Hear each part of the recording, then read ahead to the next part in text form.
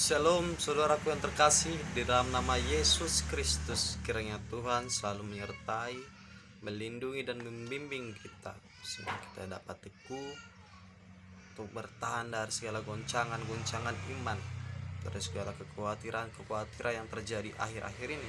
Di pagi hari ini saudara, saya rindu berbagi firman Tuhan. Sejenak mari kita persiapkan diri ya Tuhan kepada Tuhan untuk mendengarkan firman-Nya, sehingga kita semakin bertumbuh, semakin diproses oleh Tuhan menjadi pribadi yang lebih baik. Yang diambil dari Injil Markus pasal yang ke-6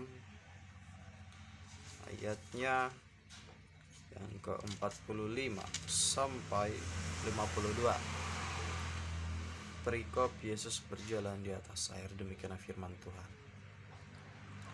Sesudah itu Yesus segera memerintahkan murid-muridnya naik ke perahu dan berangkat lebih dulu ke seberang, ke Betsaida. Sementara itu ia menyuruh orang banyak pulang. Setelah ia berpisah dari mereka, ia pergi ke bukit untuk berdoa. Ketika hari sudah malam, perahu itu sudah di tengah danau, sedang Yesus tinggal sendirian di darat.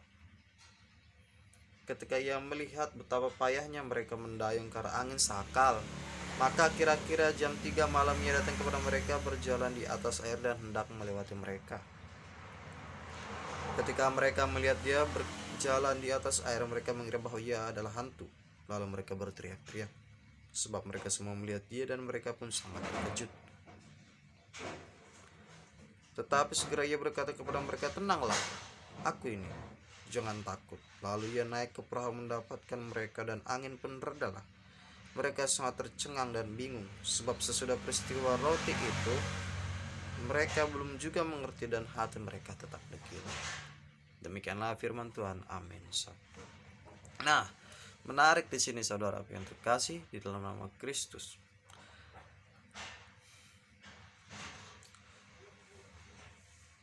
Karena banyak sekali terjadi hari-hari ini ketakutan,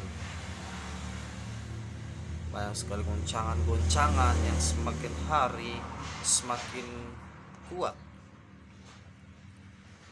sebagaimana juga yang dikisahkan sebagaimana murid-murid yang lebih dulu pergi nyebrang melewati goncangan badai di danau itu. Dan begitu pun juga kita hari-hari ini saudaraku, kita yang semakin hari melewati, semakin mendapat goncangan kehidupan, serangan-serangan kehidupan, baik dari segi banyak, baik dari segi imanmu, dari segi kehidupan sosial, segala macam. Banyak sekali yang dapat menggoncangkan diri kita saudaraku. Nah, disinilah kita dilatih oleh Tuhan untuk menjadi tahan uji, untuk menjadi pribadi yang lebih kuat. Dengan apa? Yaitu dengan roh dan firman-Nya dalam berdoa pada Tuhan, untuk memohonkan kekuatan pada kita, supaya sekiranya kita juga memiliki kekuatan dan pengetahuan untuk melalui proses-proses tersebut.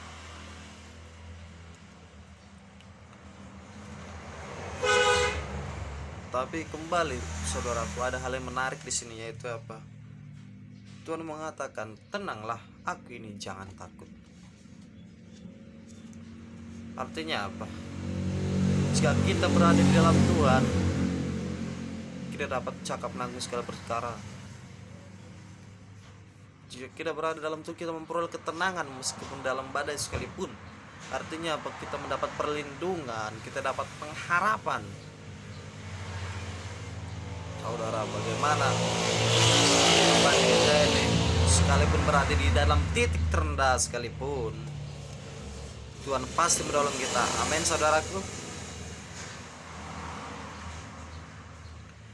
Tapi yang jadi penghalang bagi kita hari-hari ini apa? Seperti yang dikatakan Seperti yang tertulis di sini, hati mereka tetap degil. Kadang hati kita ini, kadang diri kita sendiri yang mendegilkan hati kita. Kadang diri kita yang tidak mau datang kepada Tuhan untuk mohon ampun, untuk bertobat dari segala kesalahan kita, saudaraku.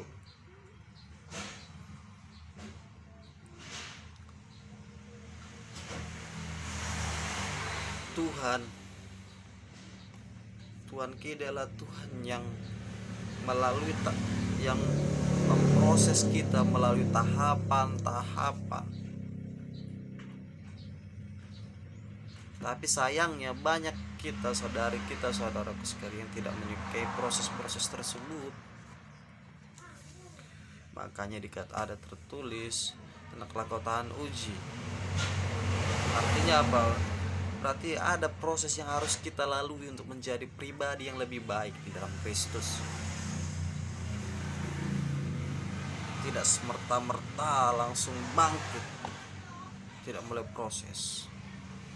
Kadang orang yang jatuh ingin berubah pasti harus memulai proses-proses yang kuat. Kadang dia mulai bangkit, jatuh lagi, tapi dia tidak menyerah. Justru karena keadaan kita sekarang yang jatuh.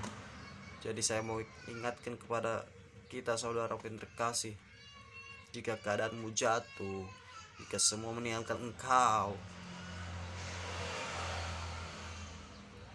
ingat ada satu pribadi yang tidak akan mengecewakanmu, yang tidak akan meninggalkanmu, saudara, yang tidak akan meninggalkan kamu dan saya, yaitu Tuhan kita. Tuhan melihat segala sesuatunya. Tuhan tidak pernah tidur, saudaraku. Amin. Maka dari itu mari buka hati kita. Semakin kita jatuh, semakin kita melalui pencobaan itu, pertama kali kita harus biasakan diri kita untuk mengucap syukur, terima kasih Tuhan.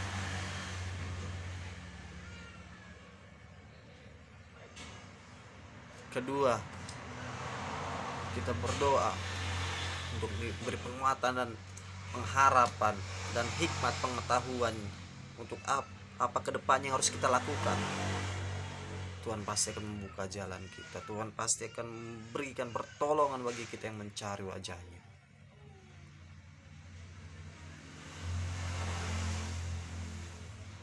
Hendaklah jika kita jatuh, kita tidak kecewa pada Tuhan, kita tidak lari ke paranormal, kedukun atau segala macamnya, tapi kita harus lari seperti kata Daud, carilah Tuhan, carilah wajah Tuhan, maka kamu akan hidup.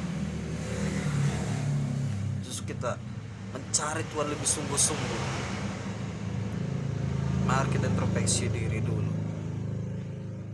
Mungkin ada yang salah dalam diri saya. Jangan kita langsung menyalahkan orang lain.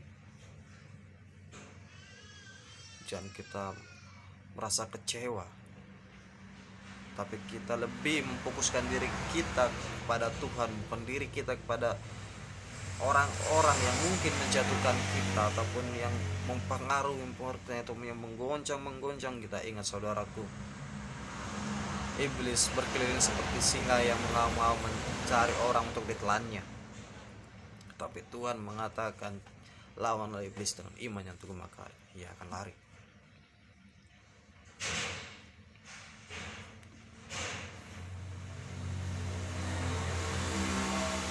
Di dalam Tuhan, saudara, ada pengharapan.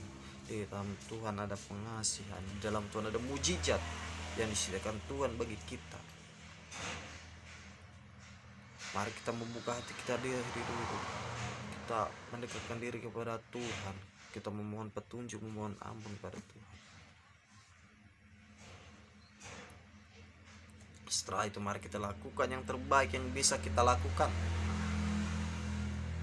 Tuhan tidak akan pernah tinggal diam untuk membela kita dari segala perkara-perkara kita, karena tidak ada yang mustahil bagi Tuhan.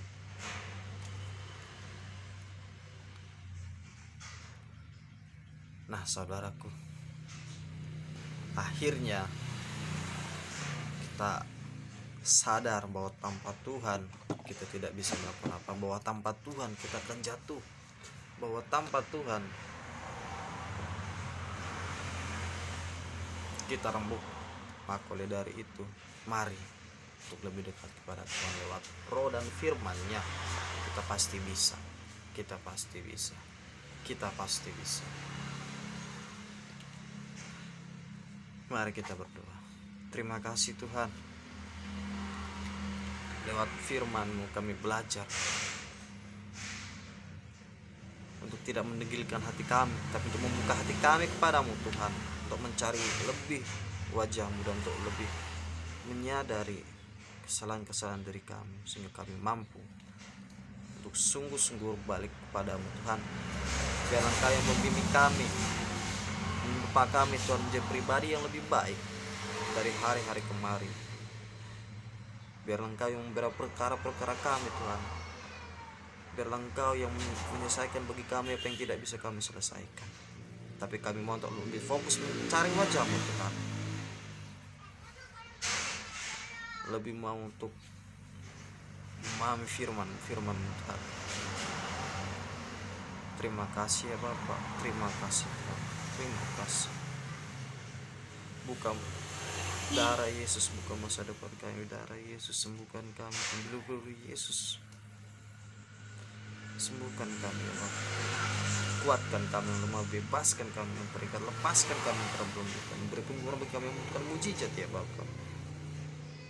Kasihani kami, orang tua kami, saudara kami, kakak adik kami, dan di dalam nama Yesus kami ucapkan berkat ya Bapak. Terima kasih ya Tuhan, terima kasih. Terima kasih, biarlah Tuhan kami menjadi berkat juga untuk orang, sehingga nama-Mu dipermuliakan. Di dalam nama Yesus terpujilah Engkau Tuhan. Haleluya. Amin. Nah, saudaraku yang terkasih, di dalam nama Yesus Kristus, tetap hidup di dalam terang kasih Tuhan. Tetap cari wajah Tuhan. Jangan menyimpan akar pahit, kecewa, dendam. Jangan bergaul dan keburukan, karena pergaulan yang buruk merusak kebiasaan yang baik. Biarlah kita menjadi berkat bagi diri kita sendiri, keluarga, masyarakat, dan orang sekitar.